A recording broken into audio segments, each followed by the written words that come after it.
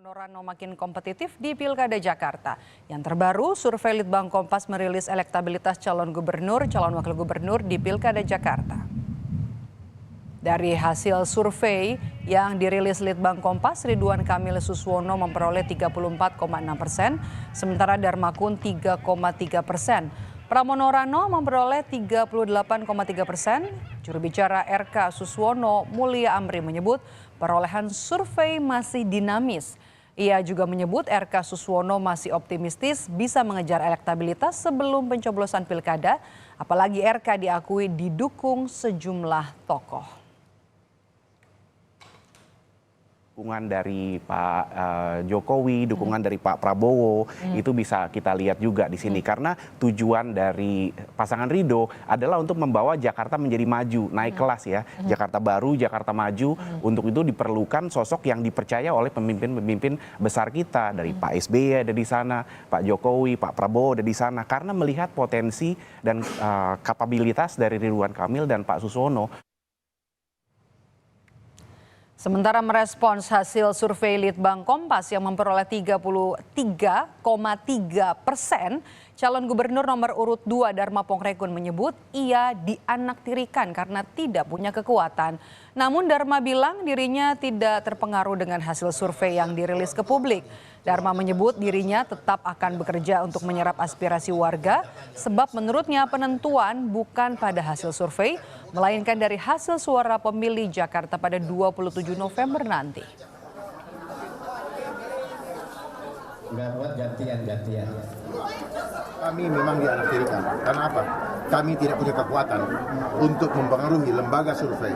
Saya hanya ingin berusaha, bekerja semaksimal mungkin, dan hasilnya bukan ditentukan oleh lembaga survei, tetapi ditentukan oleh pilihan hati rakyat yang merasakan dan meyakini bahwa yang hadir di hadapannya itu akan dapat melindungi masa depan rakyat supaya ekonominya bisa naik, pulih ke level layak.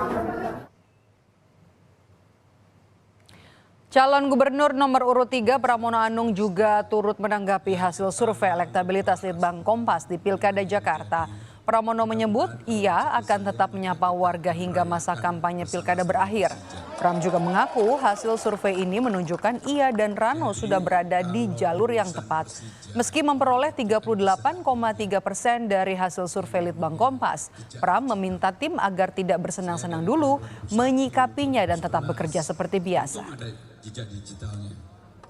Dari dulu sebenarnya akan merubah apapun yang akan saya lakukan, saya tetap fight, saya tetap akan konsolidasi ke bawah, jadwal saya tidak akan berkurang, karena saya tahu ini masih 22 hari, sehingga apapun masih bisa terjadi, tetapi yang jelas dari hasil survei itu terlihat bahwa apa yang kami lakukan, saya dan Bang Dul itu sudah on the right track. Dari yang tidak diperhitungkan sama sekali, sekarang ada di angka 38,4. Nah yang kedua, saya tetap meminta kepada tim jangan kemudian terlalu bersenang-senang.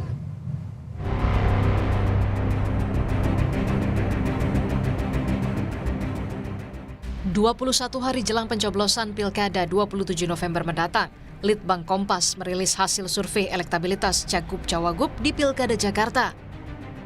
Hasilnya, paslon nomor urut 1, Ridwan Kamil Suswono, memperoleh 34,6%. Sementara, paslon nomor urut 2, Dharma Pongrekun Kunwardana, memperoleh sebanyak 3,3%. Paslon nomor urut 3, Pramono Anung Rano Karno, memperoleh 38,3%. Namun, masih ada 23,8% responden ternyata belum menentukan pilihan atau tidak menjawab. Merespon hasil survei Litbang Kompas, juru bicara RK Suswono, Mulia Amir menyebut hasil survei ini masih dinamis. Naik turun dalam survei dirasa jadi hal yang biasa. Survei itu selalu dinamis ya. Dari sejak awal Bang Ridwan sama Pak Suswono itu udah menyadari bahwa Jakarta itu tidak mudah. Dan bahkan juga sudah mempersiapkan diri sebetulnya untuk bersanding atau bertanding tepatnya ya dengan misalnya Pak Anies, Pak Ahok, dan tentunya juga Pak Pramono Anung, Bang Dul, itu adalah sosok-sosok yang luar biasa. Dalam survei, dalam sebuah masa kampanye, survei naik turun itu biasa. Tapi kalau kita lihat dengan kedekatan angka tersebut, sebetulnya masih apapun bisa terjadi ya. Senada dengan jubir RK Suswono, juru bicara Darmakun, Tommy Wilmar, menyebut masih punya waktu untuk mengejar ketertinggalan. Darmakun optimistis masih bisa mengejar dalam debat ketiga nanti. Jakarta tidak ditentukan oleh angka yang sifatnya sementara ya. Kenapa? Karena ini masih panjang waktunya. Tentu kami masih ada opsi-opsi lain penguatannya. Misalnya masih ada nanti akan debat publik ke depan. Kemudian ada juga opsi-opsi lain. Tentunya fokus kami itu sekarang bukan untuk mengejar survei, tapi lebih pada mendekatkan diri ke masyarakat. Lantas, bagaimana dengan paslon nomor urut 3, Pramono Rano, yang memperoleh 38,3%? Juru bicara Pramono Rano, Ciko Hakim bilang, ini merupakan hasil kerja Pramono Rano menemui warga dan belanja masalah. Kuncinya dalam pilkada ataupun pemilu legislatif, pemilu apapun itu memang masyarakat ingin melihat paslonnya secara langsung. Turun ke lapangan. Turun ke lapangan dan melihat. Dan mereka akan memilih yang mereka kenal. Kenal itu kan artinya pernah bertatap muka, syukur-syukur bersalaman, syukur-syukur ada fotonya sama-sama. Dan ini dilakukan betul oleh Mas Pram dan Bang Dul yang sehari bisa bahkan sampai 11 pernah ya. 11 titik? 11 titik pernah 11 titik. Persaingan ketat antara RK Suswono dan Pramono Rano diyakini analis politik Universitas Al-Azhar, Ujang Komarudin, masih berlanjut hingga diprediksi pilkada berjalan 2 putaran.